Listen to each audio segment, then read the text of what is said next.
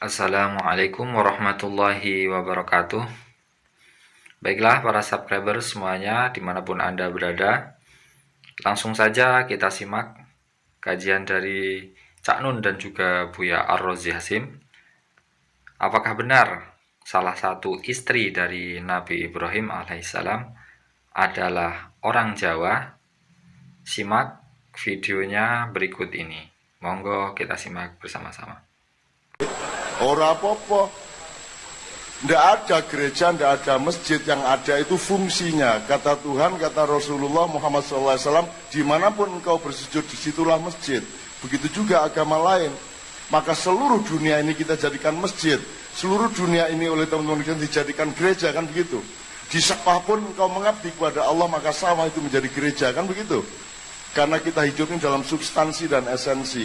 Gitu loh. Ambok kue kuplukan kaya ngopo, nek kue koruptor kan yo tetep kupluke kuwi meng ason-asonan kan gitu. Aku kuplukan ngene iki soalé ora ana sing gawe, Pak.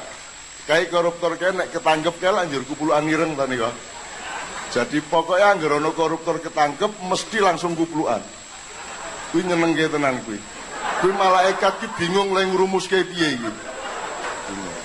Terus nek wis diadili njur nggawa rosario nika lho, nggawa tasbih iku sing diono iki sing diitung ki apa to ya iki. Kuwi ngitung apa ora mudeng aku. Tapi ora apa-apa lah Gusti Allah jan penggaweane dienggo cewek wong-wong kotor ngono kuwi kan itu.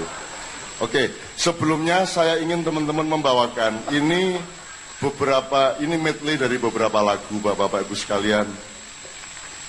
Jadi pada tahun 2008 Kiai Kanjeng diminta oleh kumpulan gereja-gereja Protestan, organisasi gereja Protestan se-negeri Belanda, kita diundang ke sana untuk keliling ke gereja-gereja Kristen, Katolik, sinagog-sinagog, masjid-masjid maupun tempat-tempat kebatinan, karena di Belanda juga banyak pos-pos kebatinan. Terutama orang-orang Jawa yang hidup di Suriname, tidak pernah ke Jawa, ning ngerti kebatinan. Tur bahasa Jawane wis gari sepotong-sepotong ngono iku. Tur nek wong Jawa ning ndi mesti raine preman kabeh. Dadi nek ketemu yo kowe Jawa. Kowe apik, aku apik. Ngono iki kan. Wong Jawa ning ndi wis ngono kae mesti jakete ledhek.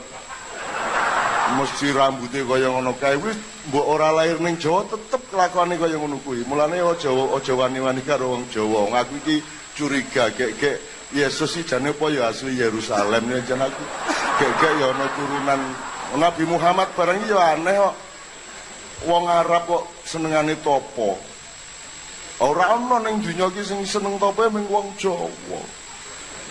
Wong Nabi Muhammad iki ben-bengi munggah gua njur sila ngono kae iki sapa kuwi mesti ya sak garis karo Sunan Kalijaga karo ngono kae. Jadi mungkin ya turunan Kebumen po Sukoharjo po kan. Tapi kalau ngelihat riwayatnya dulu kan beliau turunan Ismail. Ismail itu putranya Siti Hajar. Siti Hajar itu ya istrinya Ibrahim yang disuplai dari luar Arab. Nah yang saya cari dari filologi seluruh dunia yang namanya Hajar yo angel Pak. Bahasa Swahili Hajar raono. Bahasa Arab Hajar itu watu. Orang mungkin cawe itu jenenge watu. Bahasa Inggris nggak ada sing ono ning Jawa. Macem-macem tak. Tokoh pendidikan nasional Ki Hajar Dewantara. Pokoknya Hajar iki bul Jawa tadi Kanjeng Nabi kae ya ming pura-pura ora ngerti kene janjane ya alah Mbah Bujane ya ming wong Wonogiri mung ngendilah pokoke ngono. Iki aku ora ngarani lho nek upama suatu hari terbukti aja nesu. Siap-siap lo ya. Siap-siap lo. Jebul wong Jawa luwih tuwa mbangane Yesus. Luwih tuwa mbangane Nabi Ibrahim aja nesu lo ya. Wong delok bahasane we kaya ngono sugihe kok. Bahasa apapun tidak ada yang sekaya Indonesia Romo. Bahasa Jawa terutama. Sunda juga, Madura juga. Nanti marah Madura kalau tidak saya sebut.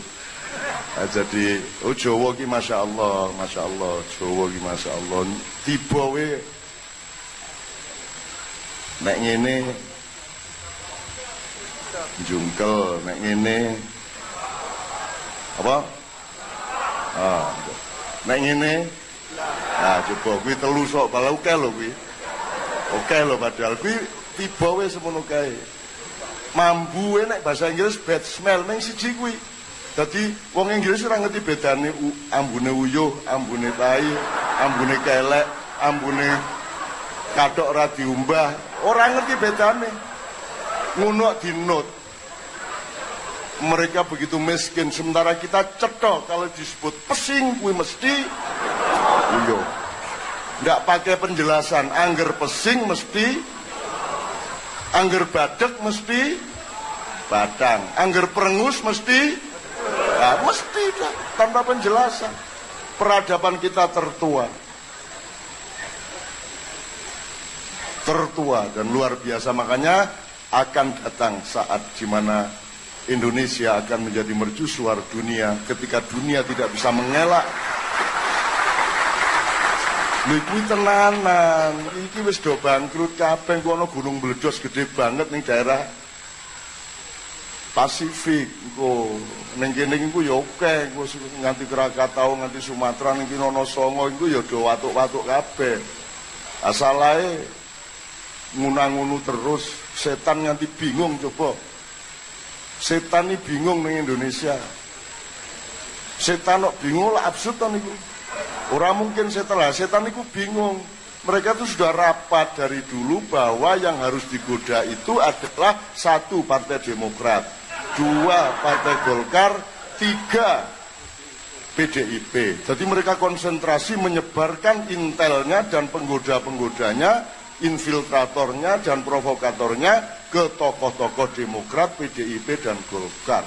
Wis konsentrasi liyane ra digawe bul kecolongan PKS. Bar kecolongan melayu nanggon aku. Wah, cak kecolongan be wah, iki tak pikir alim-alim beliau padha wae walah. Ngono ceritane ning ya aku iki mesake karo setan kae gelem dadi setan wis alhamdulillah. Mesake to nek kowe sing kon dadi setan piye coba? Kan lumayan kowe kon dadi menungso. Lumayan matur nuwun kowe. Nek kowe kon dadi setan piye coba kon dadi iblis, rumasamu iblis ngelawan Gusti Allah ngono piye? Modar apa nek wani karo Gusti Allah ra wani, ora ana iblis kok nglawan Gusti Allah ora ana. Kae dikongkon dadi iblis nggo nguji imane menungso, ngono lho. Nek ora ana ujiane ora munggah kelase, ngono ceritane. Ora percaya takon dhewe. Nang iblis. Oke, saya ndak berpanjang. Kita ke Belanda, keliling itu menghasilkan pada hari ke-19 perdamaian MOU, perdamaian antar umat beragama di seluruh negeri Belanda. Nah terus Kiai Kanjeng saya wuruk-wurukan lagu Romo, wuruk-wurukan lagu dengan konco-konco Katolik, Kristen, Hindu, Yahudi sak piturute lah. Nek wong Jawa ki diwuruki lagu apa lah iso to? Arab rock iso, Arab rap iso, Arab jazz iso. Nek wong Jawa niku iso kabeh. Nek wong barat kon nembang kan modar to niku. Wong Arab kon ilir-ilir ra iso. Ming kleru ain terus. Ailir. Ra penak-penak. Nek wong barat iki ngomong ngene ra iso kok. Bengawan iki ra iso. Bengawan. Solo ngono kuwi lah. Jadi nyanyi mesti selera kleru. Wis kuwine kleru, strukture kleru. Bengawan solo riwayat muian. Modar.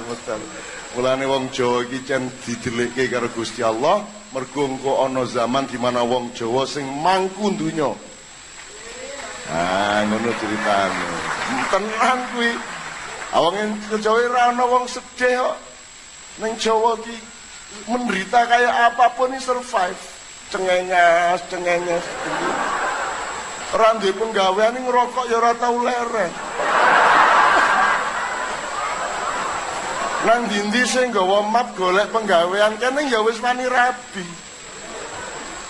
Penggawean urung entuk meteng bojone. Lho bar kuwi malah kredit motor ya wani. Mbok duite saka ngendi pokoke ana wae wong Jawa kok mulane huruf Jawa lain dengan huruf Jawa itu aksara dudu huruf. Karena dia punya karakter, dia memangku. Kalau Cina gambar, kalau Latin kan A, B, C, nek Arab alif, bata, nek Jawa ho, no, gitu. Wah, mulane Raja Jawa kabeh kan mangku, ngoten nika? Hamengku wono, hamengku sak piturute. Nanti akan ada pergantian keraton di Jogja kira-kira 2 tahun lagi.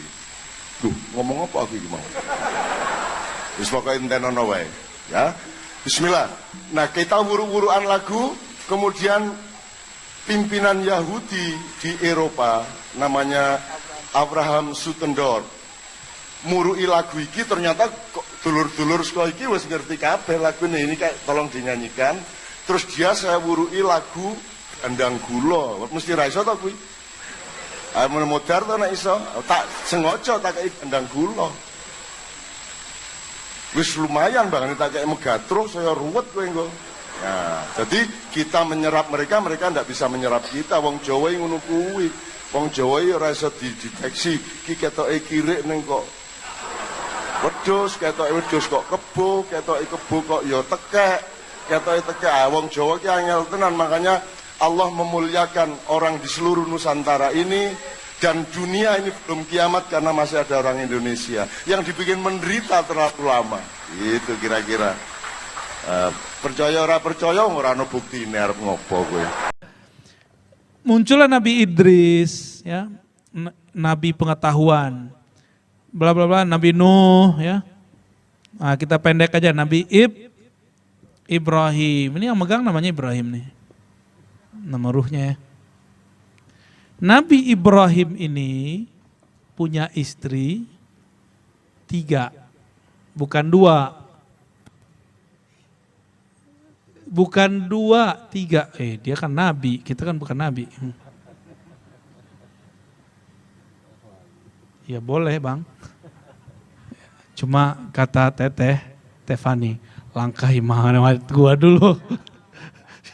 Mana Teteh? Maaf Teh ya. Oke, Nabi Ibrahim punya istri berapa? 3. Nabi Ibrahim itu seharusnya istrinya 100. Cuma orangnya nggak lengkap. Masalahnya, jadi istri 3 aja. Keturunannya Nabi Daud istrinya 100, gundiknya 1000. Nabi Sulaiman istrinya 400, gundiknya 600, 1000 juga jadinya. Nabi Ibrahim istrinya 3 doang. Dikit banyak tuh, untuk zaman itu loh ya. Dikit banget itu. Jadi Nabi Ibrahim begitu udah zuhud itu ya. Kalau sekarang bukan zuhud, penakut. Ada yang ketawa, ro'ub. Kalau itu wali penakut namanya. Nabi Ibrahim punya istri siapa tadi? Siti Sarah, Siti Hajar. Siapa lagi? Siti Konturoh. Catat tuh namanya. Ketemu di hadis Abu Daud, ketemu Siti Konturoh. Jadi ada 3 ya. Siti Konturoh itu ibu dari orang-orang Asia Timur, Asia Tenggara. Kita ini orang mana? Asia Tenggara, makanya wajahnya kayak Kang Mukhlisin, kayak Bang Wendy, kayak wajah-wajahnya begini. Nggak ada kan orang Amerik begini mukanya. Orang Arab kan nggak ada mukanya begini. Ya, hidung antum beda berdua. Satu mancung ke depan, satu mancung ke bawah. Buya, buka dong Buya.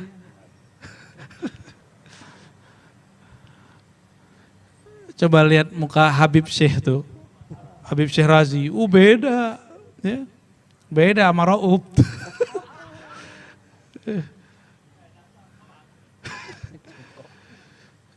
Kenapa beda? Karena Habib Syekh keturunan Siti Hajar, kita keturunan Siti Konturoh, masih saudaraan.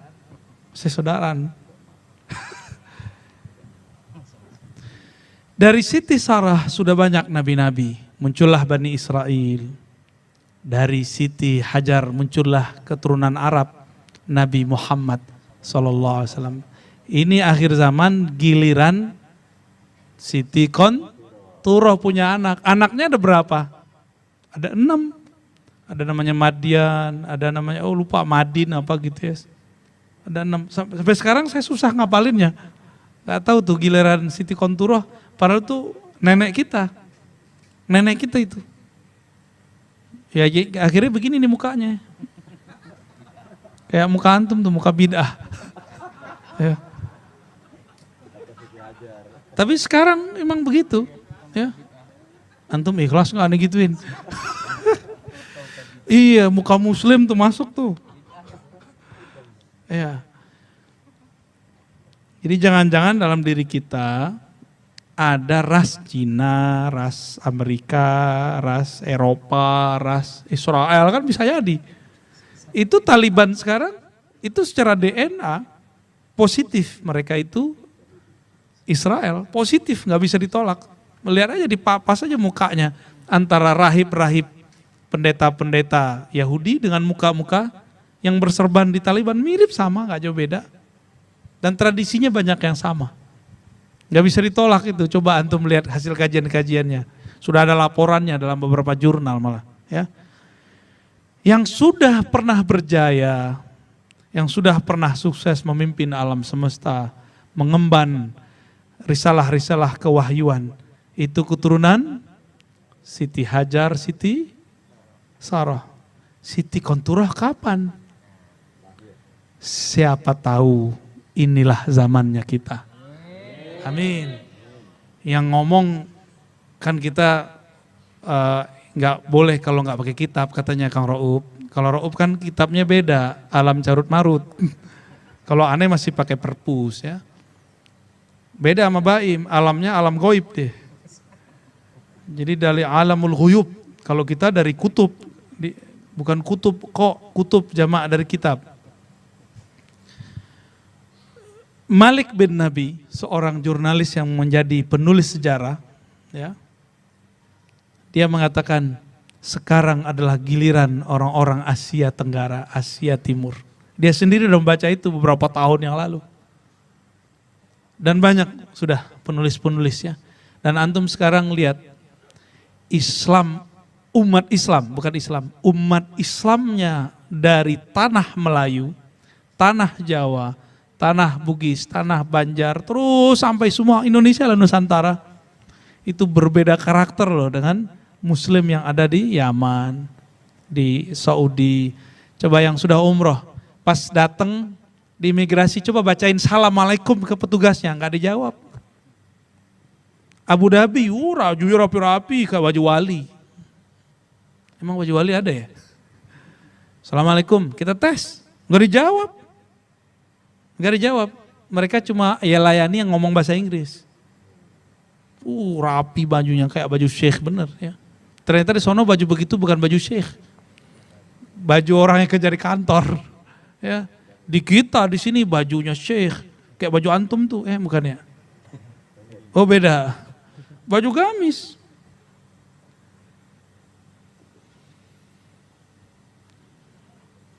Orang Mesir baik-baik, tapi karakter Muslimnya beda banget. Kita udah jatuh masih bilang untung masih jatuh, coba kalau tabrakan gitu, beda kita. Yang bisa bahasa Arab, sering gak nonton dialog perdebatan orang Arab sama orang Arab? Udah pusing kita ngeliatnya. Ini belum selesai ngomong dijawab sama ini, mau ulamanya, mau ilmuannya, mau pengamatnya sama. Saya kan hampir tiap hari nonton TV-TV Arab. Sampai bosen, udah gak mau nonton lagi.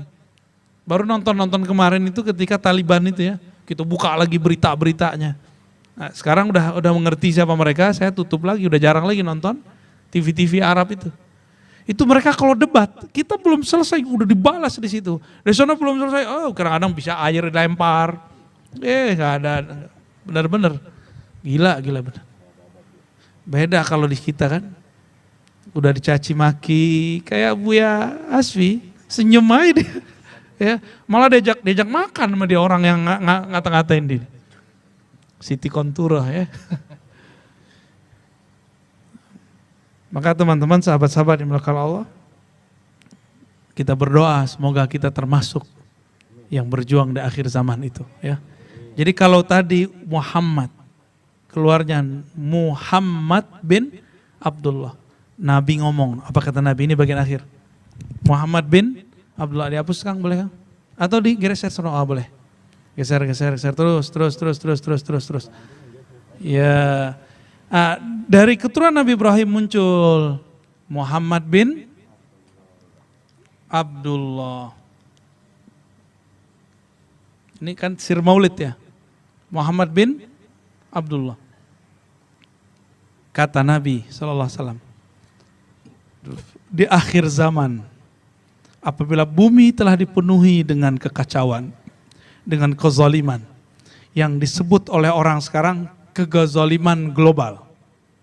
Itu bahasa Nabi itu. Muliat al-ardu zulman wa jawra. Ketika bumi telah terpenuhi merata oleh apa? Oleh kezaliman yang global. Sekarang negara-negara di dunia dipaksa nggak beli vaksin? Paksa. Sebelumnya kita terpaksa kena virus. Dan sudah ribuan jutaan orang mati. Dan itu zolim bukan? Mau ada nggak virus terjadi sendiri? Yang belajar kimia pasti nggak ada. Virus itu ada intervensi orang ketiga. Pasti ada intervensi. Dan anehnya, lembaga-lembaga otoritas dunia, kok udah tahu virusnya ada 6? Kan main-main dia berarti, dikira kita goblok kali ya, bodoh kali ya. Loh kalau dia tahu virus ada 6, virusnya sekarang baru keluar 2. Jangan-jangan maling teriak, maling ya. Antum jangan bilang ya. Kita curiga aja kan boleh dong kita curiga, tapi kalau salah tolong dibenerin ya. Siapa tahu ada pakar konspirasi di sini. Jangan-jangan dia juga orangnya. Apa kata Nabi? Apabila bumi telah dipenuhi dengan kezaliman, dan menurut saya ini adalah awal kezaliman global. Berarti setelah ini akan ada lagi kezaliman. Jadi ini kita alhamdulillah ini agak renggang dikit nih alhamdulillah. Udah vaksin kan semua? Ini panitia bener ya, syarat ikut gaji sama kita vaksin ya? Awalnya, sekarang gimana? Ya, Indonesia sudah 90% vaksin? Ya seharusnya kalau udah segitu, masker udah boleh dicopot seharusnya ya. Bu ya, seharusnya. Kalau sudah terjadi kezaliman global, kata Nabi, Allah akan utus seseorang dari zuriatku. Rajulan katanya. Min itrati, min waladi. Dari keturunan Nabi Muhammad sallallahu alaihi wasallam. Apa kata beliau? Ismuhu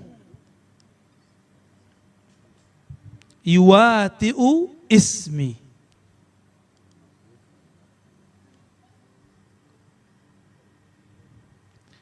Ismuhu, isim kita sudah jelaskan dalam banyak tempat. Apa arti isim? Bukan nama. Kata Imam Bajuri apa? Bukan Bajai Bajuri. Tapi itu tanda.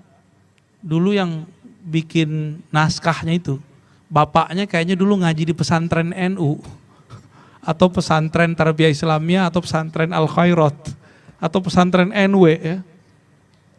Di situ ada Hasyiah Al-Bajuri atau Baijuri ya. Imam Al-Bajuri mengatakan isim itu artinya ada 2. Nah ini antum ingat-ingat nih, ingat-ingat. Makna pertama daripada isim adalah as-sumu. Apa arti sumu? Sama, apa arti sama? Samawat, 7 langit. Sama itu di bawah apa di atas? Hah? Semua yang di atas disebut sama bahasa Arabnya. Benar ya? Sumu, maka orang Arab tuh kalau menyebut pejabat-pejabat tinggi, sahibus sumu, giliran Nabi Muhammad gak boleh dipakai Sayyidina. Di Saudi itu. Mereka bilang Sayyidina bidah, tapi sekarang udah enggak. Yang khotib di Madinah, di Mekah sudah sering baca Sayyidina untuk nama Nabi Muhammad Sallallahu Alaihi Wasallam. Ya, semoga ini perlahan-perlahan kita melihat pengajar-pengajar di sana itu diam-diam menyembunyikan keahlussunahannya. Zohirnya Wahabi. Ya. Sumu artinya ketinggian makom, ketinggian ilmu. Ketinggian makom, ketinggian ilmu. Terus yang kedua, wasem. Bukan muka masem ya. Apa arti wasam? Wasamun. Simahum fi wujuhihim min atharis sujud. Simahum, sama. Apa arti simahum? Tanda. Jadi ini artinya ketinggian, ini artinya tanda. Tanda-tanda yang ada padaku, ada pada Al-Mahdi. Ketinggian ilmuku, kedalaman ilmuku, ada pada Al-Mahdi. Maka cara untuk mengenal Al-Mahdi asli hanya ngaji sirah Nabi. Sirah Nabi itu berserakan di banyak riwayat dan sudah dikumpul oleh ulama-ulama dalam kitab Barzanji, Simtud Duror, Diaul Lame, apalagi? Syama'il masih ya, kalau ini sudah enak, udah kumpulan ini. Itulah kenapa, ini hati-hati, ini rahasia. Jika ada sekelompok orang anti kepada pembacaan maulid Barzanji kah, Simtud Duror kah, saya curiga dia sudah terkena di kolbunya kegelapan Dajjal. Zulmaniyah Dajjal. Itu yang saya khawatirkan. Kenapa? Karena di dalam Barzanji itu ada sir-sir cara mengetahui imam akhir zaman. Itu. Contoh kita ambil satu nih, wasem, tanda. Nabi Muhammad waktu kecil dibeleh nggak dadanya? Bener? Ada kan hadisnya? Sahih loh hadisnya itu. Berarti Al-Mahdi di waktu kecilnya juga dibelah dadanya, dibersihkan. Karena yang membelah ini malaikat, maka pembelahannya beda dengan dokter, nggak menyakiti. Di situ ya. Jadi Al-Mahdi pasti begitu. Nanti ada Al-Mahdi palsu ngaku begitu juga, cuma mimpi. Kalau ini asli. Ini asli. Jadi setan nih habis dengar begini, dia akan cari Al-Mahdi palsu. Dia datangkanlah memori-memori palsu bahwa orang ini dulu pernah merasa dibeleh tapi dalam mimpi. Itu berarti palsu deh. Ya. Wah, mulai gerimis lagi nih Bang Dik. Mantap. Asyhadu an la ilaha illallah kata Zauki. Taib. Nabi itu ilmunya apa di kolbu Nabi? Ma'rifatullah. Maka di dalam kolbu Al-Mahdi juga ada ilmu ma'rifatullah. Maka teman-teman, ma'rifatullah itu dibagi 4. Asma, sifat, af'al, asma, sifat, zat. Kalau Nabi Muhammad punya 4 ma'rifat itu, maka dalam kolbu beliau Al-Mahdi juga ada 4 ma'rifat itu. Maka saya kasih tahu nih antum ya, ini sekarang banyak yang ngaku Al-Mahdi di luar, cuma karena mimpi itu nggak cukup. Udah ada di Pakistan, sudah ada. Nama saya diseret-seret sama mereka. Ya. Mohon maaf ya, saya tidak menolak seseorang ngaku jadi wali. Tapi kalau seseorang ngaku jadi Mahdi, wah itu ketat tuh pembahasannya ya. Ini penemuan begini juga udah lama kita mencari gimana biar menemukan ini pola-pola ini. Ya, belasan tahun kita kemudian menemukan pola-pola ini dari kita mengaji segala macam. Ternyata kita ngerti pola ini ketika menolkan diri, merasa bodoh baru ketemu. Ya.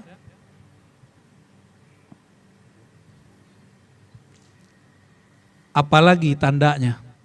Tanda yang paling besar dari Nabi Muhammad adalah beliau di-mi'rajkan, benar. Maka nanti Al-Mahdi pasti di-mi'rajkan juga. Itulah yang disebut islah. Ya. Maka Kalau ingin dekat dengan pergerakan Al-Mahdi, kita menghidupkan Maulid Nabi. Biar ke cerita-cerita tentang Nabi itu masuk ke alam bawah sadar kita. Nanti kalau kita ketemu dengan pemilik nama ini, pemilik isim ini, kita tahu, ente ternyata gitu. Kamu ternyata, dia ternyata, malu kita jadinya ya. Ya. Bisa tersungkur-sungkur kita nanti ya. Maka teman-teman yang melakukan Allah, mengetahuinya sungguh tidak mudah. Maka jika ada orang menggampangkan ngaku-ngaku di YouTube bahwa dialah Mahdi, dia akan dibaiat tahun 2000 sekian, ya. Ada yang udah buka-bukaan 2023, ada yang bilang 2027, ada yang 2028. Oh, datang ke kita. Ya, datang ke kita. Maka nanti 2027 prediksi saya, wallahu alam ya, kalau umur kita panjang semoga, amin, terus sampai akan banyak muncul orang berebut ingin dibaiat di Makkah. Mungkin itu barangkali kerusuhan nanti di tanah haram. Sini ngaku, sini ngaku, sini ngaku. Ya. Ngaku. Ya, perang apa? Perang baiat. Baiklah, terima kasih kepada para subscribers semuanya, dimanapun Anda berada, karena sudah menyimak kajian dari Cak Nun dan juga Buya Ar-Razi Hasim. Sekali lagi kami ucapkan terima kasih. Semoga kita semua mendapatkan pencerahan dari kajian beliau-beliau tadi, sehingga kita mendapatkan manfaatnya, mendapatkan keberkahan, baik dunia sampai akhirat. Sekali lagi kami ucapkan terima kasih. Wassalamualaikum warahmatullahi wabarakatuh.